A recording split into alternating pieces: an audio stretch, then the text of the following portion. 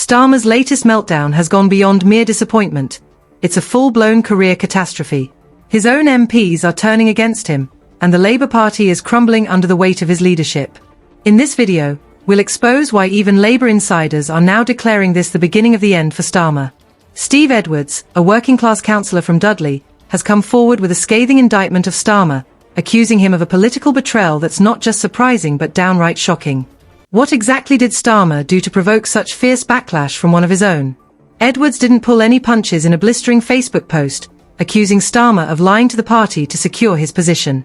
He stated, "Starmer lied to us all to get elected and does not deserve to be the leader of the Labour Party." That's a heavy accusation from someone within the same party, and it speaks volumes about the growing discontent and distrust that's festering among Labour ranks. Edwards went on to describe a leader who has become disconnected from the very roots of Labour's identity. He claimed that Starmer's policies are pushing voters away, stating that people on the doorstep are fed up with him. It's as if Starmer is waging a war against the very constituents Labour is supposed to represent. So, what's the big betrayal? Edwards believes that Starmer has turned his back on the working-class voters the party was founded to protect, the vulnerable, the pensioners, the children. He stressed that Labour must advocate for those who are most vulnerable in society, but he feels Starmer has forgotten them entirely. This rebellion reveals just how deep the cracks in Labour run, showcasing a party torn between Starmer's centrist approach and those who cling desperately to traditional Labour values. This ideological split could have catastrophic implications for the party's future. The internal turmoil isn't just about personalities. It's a battle over the very essence of what Labour stands for. Edwards's accusations highlight a growing tension that threatens to fracture the party irreparably. The latest findings from a study by Royal Holloway University and Survation have exposed just how isolated Starmer has become within his own party. It revealed staggering disparities between Starmer's political stance and that of his MPs, scoring him at a moderate 48 on a scale from far left to far right. The study found that most Labour MPs fall in the mid-30s, indicating a significant ideological gap. Professor Chris Hurst, who led the study, highlighted that this divide is unprecedented, surpassing even the rifts faced by Tony Blair and Harold Wilson during their tenures. The chasm between Starmer and his MPs isn't merely an academic concern. It affects real political dynamics, with MPs feeling sidelined and ignored. How can Starmer lead effectively when over half of his party, 52%, to be precise, holds more left-wing views than he does? The very foundation of Labour's coherence is crumbling, and this ideological rift is causing substantial confusion among voters regarding what Labour actually represents. Starmer is under immense pressure, and if he fails to unite his party soon, he may face serious challenges to his leadership. The whispers of discontent have transformed into open discussions among Labour MPs about who should replace him. Just a few months ago, this would have been unthinkable. Why the sudden shift? Starmer has stumbled on critical issues, pushing policies that alienate voters rather than attract them.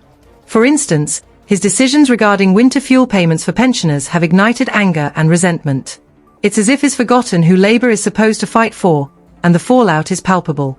Names are being floated as potential replacements: Wes Streeting, with his eloquence; Yvette Cooper, who's detail-oriented; Rachel Reeves, who seems to grasp party dynamics; and Bridget Phillipson, who has a solid following for her policy proposals. Even Angela Rayner, who connects with the electorate, is being considered. Insiders are increasingly speculating that Starmer may not survive to see the next election. It's that dire. Shadow cabinet members are quietly pondering this possibility, and according to ITV's Robert Peston, a leadership challenge isn't out of the question. Starmer's approval ratings are historically bad, with a stark contrast to his post-election honeymoon period. Just 6 months after Boris Johnson's election win in 2019, his government had a 44% disapproval rating, which was considered severe at the time. Yet Starmer has managed to make Johnson appear popular by comparison. Recent polls indicated that a staggering 82% of voters over 65 disapprove of Starmer's government. This represents a catastrophic loss of support among a demographic crucial to Labour's base. Critics are hammering Starmer for what they perceive as a betrayal of Labour's core values, accusing him of abandoning the very people he's supposed to represent. His means-testing of winter fuel payments and retention of the two-child benefit cap have angered many, leading to an erosion of trust. Starmer has attempted to salvage his reputation by promising economic growth and wage increases, but these promises ring hollow when juxtaposed with the realities most families face today. The reality is stark: energy bills are rising, inflation is high, and wages aren't keeping pace, leaving families struggling to make ends meet. Starmer's message of putting more money in people's pockets clashes sharply with the increasing costs of living. His policies, rather than alleviating the burden, seem to exacerbate it. The rental market is another disaster zone. His plan to tax landlords has backfired spectacularly, resulting in landlords raising rents or exiting the market altogether. The latest by-election results in Dudley should have been a straightforward win for Labour, yet the party's share plummeted from 64% to a mere 28%. The Conservatives managed to secure 35%, with Reform UK trailing closely behind at 30%. Voters are clearly unhappy with Labour's direction, and the feedback is unforgiving. One voter lamented, "Starmer doesn't get working people, he's out of touch with our needs." Another added, "Labour used to be for us, now I don't know what they stand for." If Labour can't hold its traditional strongholds, how can they expect to compete in a general election? The party is in serious trouble, and Starmer must act quickly before it's too late. Recent polls reveal that nearly 39% of Labour voters disapprove of how the government is performing. With these kinds of numbers, Starmer's leadership looks increasingly precarious.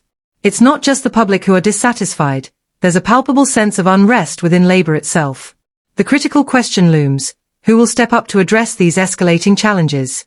Starmer's rapid decline has left many wondering if Labour can recover in time for the next election. If he continues down this path of broken promises and alienation, the party risks further marginalisation. As Labour grapples with its identity and future, the pressure is mounting on Starmer to either unify his party or face the consequences. What do you think about this unfolding crisis? Let us know your thoughts in the comments below.